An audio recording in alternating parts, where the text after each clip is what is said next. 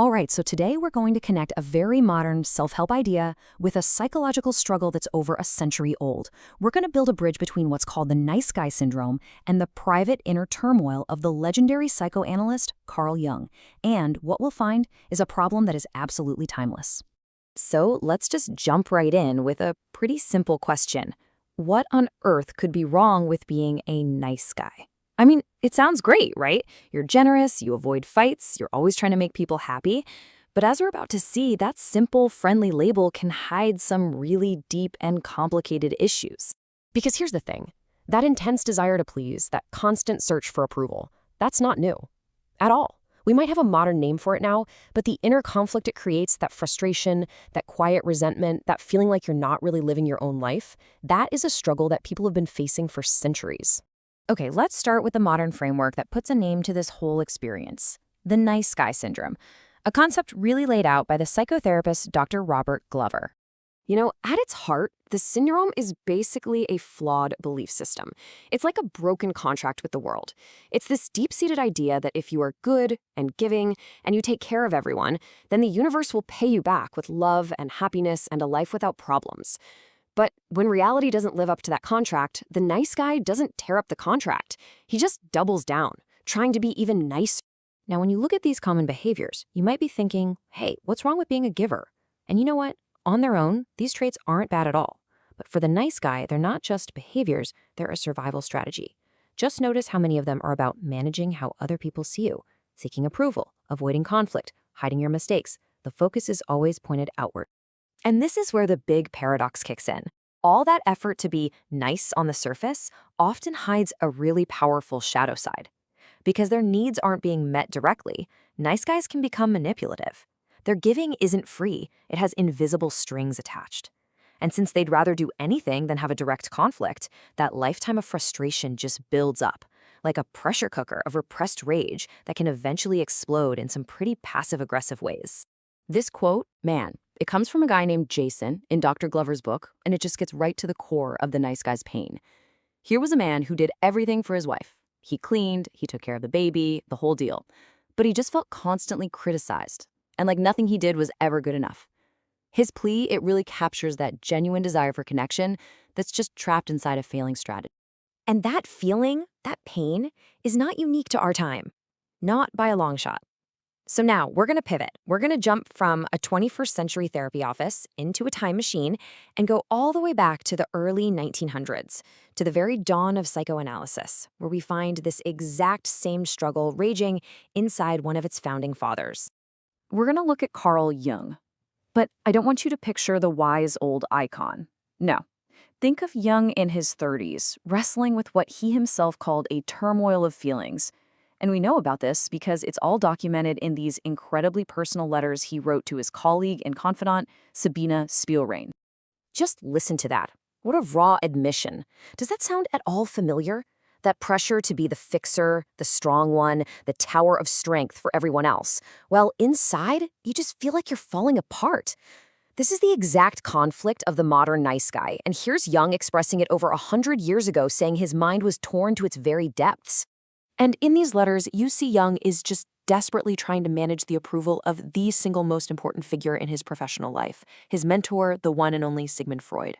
He was terrified of conflict with Freud, and he craved his validation, all while he was privately struggling with his own new independent ideas that went against everything Freud taught. This whole dynamic, this incredibly intense relationship between the mentor and the student, was basically a ticking time bomb. It was setting the stage for one of the most famous and bitter intellectual breakups in history. And here you can see the tension laid bare. On one side, you have Freud, playing the father figure. He offered what he called love, but what he really expected was total loyalty. On the other side, you have Jung. He didn't want to be a son. He wanted to be an equal. He felt that Freud was just dismissing his groundbreaking ideas as some kind of psychological issue, a complex, instead of a valid scientific argument. And this wasn't just some academic debate. Jung's own words show how deeply personal this was. He felt completely trapped in a role, unable to be his authentic self without blowing up the relationship and losing the approval of the man he admired most. It's the classic nice guy dilemma.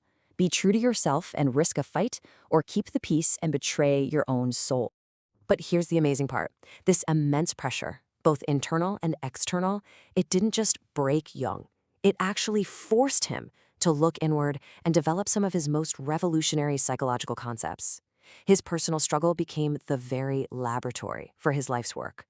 He started to develop this radical theory that underneath our own personal unconscious, our own repressed stuff, there was something way deeper, a collective unconscious, filled with these primal shared images and symbols that all of humanity inherits. I mean, this was a massive departure from Freud. And in his private letters, he even gave a name to this powerful, untamed force he felt inside himself. Siegfried, the great hero from Germanic mythology. For Jung, Siegfried wasn't just a character in a story. He was a symbol for that potent, vital, unacknowledged part of the self. The part that we now might call the shadow. All the things we push down because we think they're unacceptable. And just feel the passion in this quote. Jung is arguing that to deny this heroic, vital part of yourself, to kill Siegfried, is a complete betrayal. It's like bulldozing your own soul. For Jung, this wasn't just a theory. It was a sacred duty. You have to acknowledge this power inside you, or, as he puts it, you are cursed. Okay, so we have Jung's profound, almost mystical solution that was born from his own personal crisis. How in the world does this connect back to our modern nice guy who's just trying to get his partner to appreciate him? Well, it connects through Jung's ultimate goal for a healthy life, a concept he called individuation. And this is the process of becoming whole. It's not about destroying the bad parts of you or hiding your flaws. It's about integrating everything, your conscious personality, your unconscious shadow, your inner Siegfried, into one single authentic self. Now take a look at this list. This is what Dr. Glover calls the integrated male. He has a strong sense of self. He takes responsibility for getting his own needs met. He's direct, he sets boundaries, and he isn't afraid of conflict. This isn't a jerk or a bad guy. This is a man who has done the hard work of individuation. He has integrated his own power, and so he no longer needs to constantly seek it from the outside world. And that, right there, is the ultimate takeaway. The solution to the nice guy syndrome isn't to become selfish or mean.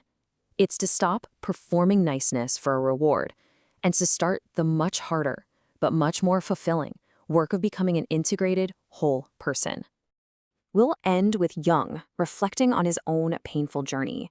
He came to realize that the very struggle, the turmoil that he went through, was what awakened a power within him that shaped his entire destiny and led him to his greatest work.